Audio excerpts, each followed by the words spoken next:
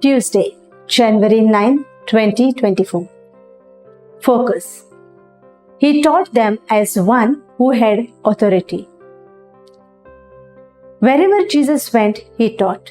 Sometimes it was on a mountain, at other times from a boat. This time in the synagogue. The content of his teaching here is not mentioned, but whatever it was, his listeners were spellbound.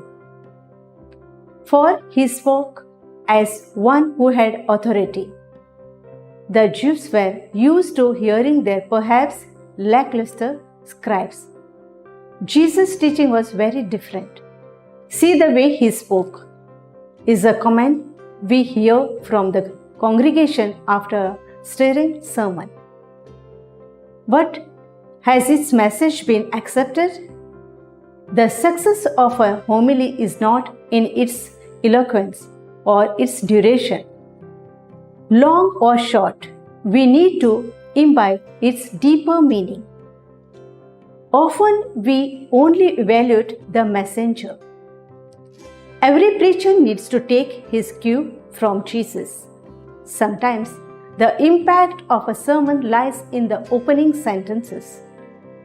They keep the congregation alert and ready for the message that follows. The more the authority with which the word of God is preached, the more lasting is its effect. The significance of Jesus' teaching was often proved by a miracle. If we participate the other in the Eucharist not as a routine but as a life-changing experience, we have much to gain. Perhaps we will even experience our own little miracle, and then we can share with others what we have learned. Fruit. Whenever I attend Mass, I shall accept the Word of God and make it an intimate part of my life.